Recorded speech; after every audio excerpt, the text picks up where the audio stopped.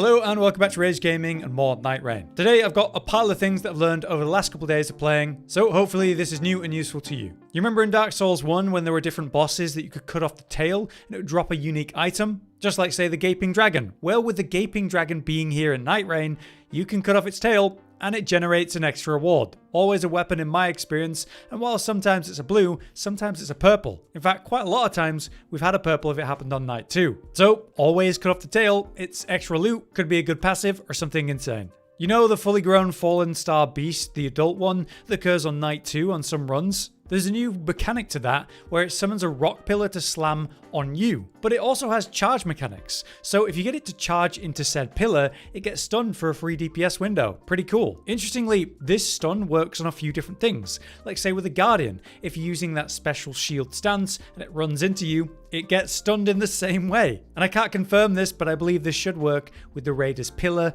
as well. Good to know for that fight. Here's another thing. If you didn't realize, you can encounter Libra mid-run. You know the Night Lord? He shows up in offering form. You see a little icon on the map. And yeah, you can go over and talk to him and maybe make a deal. But you can also attack him and get a mini version of the full-on Night Lord boss fight. It's actually really rewarding, but a big challenge, so you do want to be aware that it's not straightforward. Maybe imagine him like a wandering boss, and if you're not ready for that, don't attack him. His reward, though, is 3 talisman options, often some incredible ones at that, so extremely worth. If you are looking for talismans and you don't want to hunt like all of the annoying scarabs around the map, always check for the special merchant village, which just has the kind of super merchant in there and nothing else. He does offer a bunch of stuff like purple smithing stones and other items that could be good, but I found that he always offers at least 3 talismans, sometimes a particularly good one for a reasonable amount of runes. The amount of times I bought the physical damage negation talisman from this guy, it goes a long way. You may also be aware that there's a bunch of types of invasions in the game. They actually have ridiculous rewards if they don't instantly screw your run. Take the Locust Invasion one, that's insane. The buff you get from completing this is getting runes whenever you land an attack at random. It's pretty awesome. This one is unignorable though. You don't want to wait any time when this happens, you need to deal with it immediately. The moth will spawn this explosion of locust under you, which if it hits you, steals your runes and de-levels you by 1 every time it hits you, and it just keeps going. Ignore this at your peril because the circle will move in and you might see the moth is completely out of your range. To find the moth then, you just follow the locusts in the air that go a specific direction after each explosion. Eventually following that path, you'll find the moth, and when defeated you get that buff, allowing you to generate the runes for landing attacks at random. Both times I've seen this invasion event, it's gone out of the circle because we didn't react fast enough. So deal with it immediately. On the other end, if you get invaded by Morgott, aka the Fell Omen, yeah, you probably want to kill him as soon as possible. His reward is to increase your power every time you encounter a new grace for that run, so if he happens early and you get to defeat him, there's a lot of value there. A fun detail with this then is that it happens at complete random, and it screwed over a couple of my runs when it's happened mid-boss fight. When you die to Morgott in this case, you get a debuff that means you take more damage for the rest of the run, so good luck with that. Anyway, if he aggroes you, you get the red circle on you, run away from him and he'll keep teleporting to you to catch up. There's no real escape, but you can delay him infinitely. Like I've jumped on a spectral hawk and flew across the map with him teleporting to me in the air over and over. You could move him to a safer location. In trios, only one person actually has the aggro, so you can run around in a big circle, forever kiting him, letting your teammates finish whatever you got interrupted by, and then have them come help you when you're ready. So I hope that helps you with the invasions beyond the basics of what they are. Here's a basic mechanic. There's a new purple glow that happens on grabs from all kinds of different bosses. This is a new mechanic in Nightreign, but it's actually just Mikiri from Sekiro. Basically, roll into it the moment you're about to get hit rather than trying to physically avoid it, and you'll do this cool dodge animation. Apparently this helps generate stagger, like you hit a heavy attack or something, so good to do if you ever see them. Here's another one. Each Night Lord has its own boss pool, which means you won't see something like the Nameless King unless you're going against, say, the final boss, because the Nameless King can spawn if you're facing the final boss in that run. What's kind of interesting about the situation with this is that we have a few lists that are out online right now, and half of them are just wrong. There definitely does seem to be like restrictions on what kind of bosses spawn depending on the Night Lord you're in, but I don't just want to tell you a list that I read online because I've seen that they're wrong in some cases.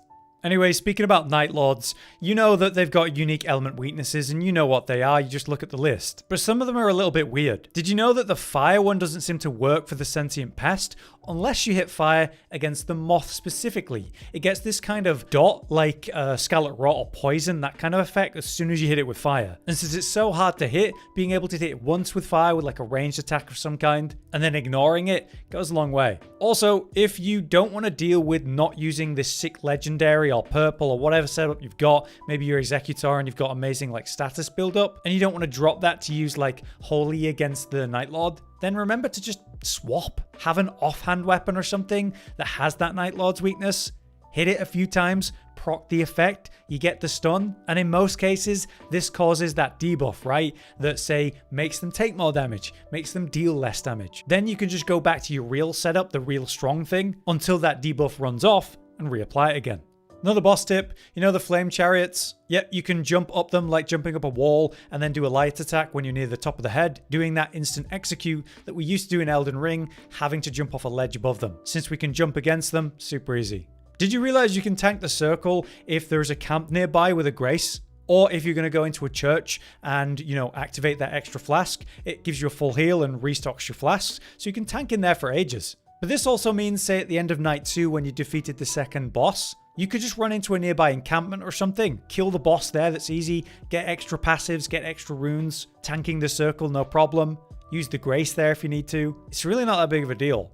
Right, you probably heard from everyone and their mother that the boluses don't just cleanse you now, they also give you a buff for that resistance. So if you take the one that cleanses bleed, it actually gives you a bleed buff. That means you're a bit resistant to bleed for the rest of the run. You can check in the status page and see your current list. It's pretty cool. Fast trick for this is if you see them on the ground, you can just use the instant use items trick rather than picking them up and using them individually.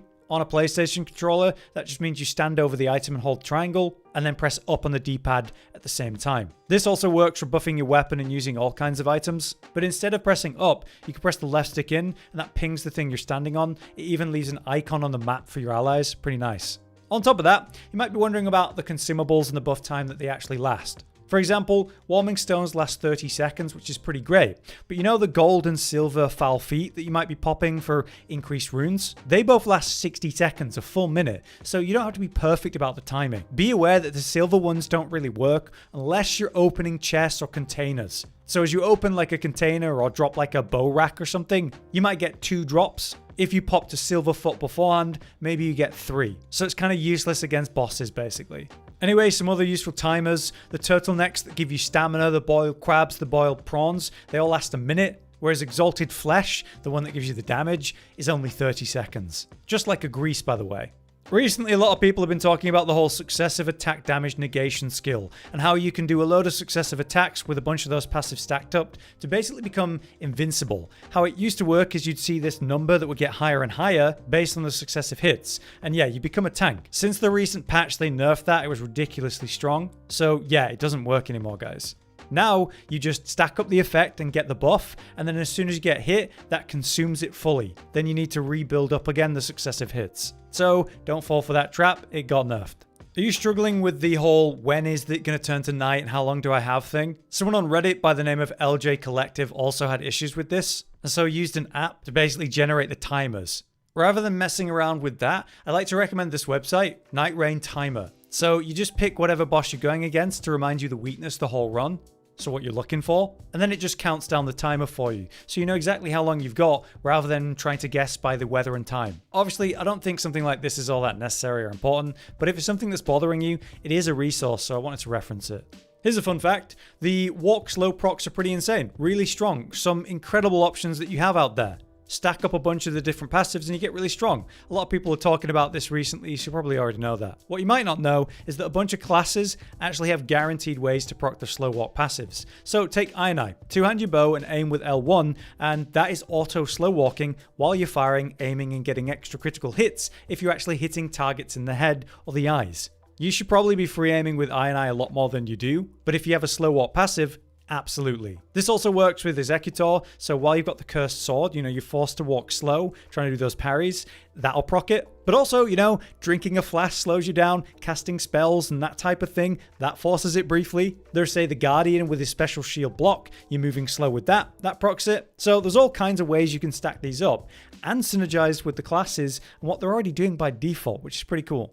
All right, now some gripes about Iron Eye and what I just want to advise you about. Iron Eye is the most popular class in both teams and solo for quite a lot of players. He's super easy, very forgiving, and has very little risk because you have that infinite spamming of the basic bow shots. But you can do a lot more with this character. Firstly, the mark system. Keep the mark on the target by reapplying it over and over. You want to build enough damage for that big proc that actually deals the damage and stuns. Otherwise, it's just a debuff that makes you deal more damage, which is still amazing. Yes, you can use relics to make this last longer, but I recommend the relic that gives you an extra charge of the skill more because obviously the dash is also iframes, deals great damage, you can use it to move around. Having 2 of those is really good. It's essentially a dodge roll with no stamina cooldown. It's phenomenal. You can also use the stick after you use the stab to dash in a different direction, so you could do it melee and back up. Yeah, having 2 charges of it is insane. The third thing here that I really want to emphasize is that Iron Eye is a dex scaling option, which means you don't have to use a bow. You can in fact use melee weapons. Insane. Obviously, it's sustained reliable range DPS, which is infinitely valuable if you can't hit with the melee.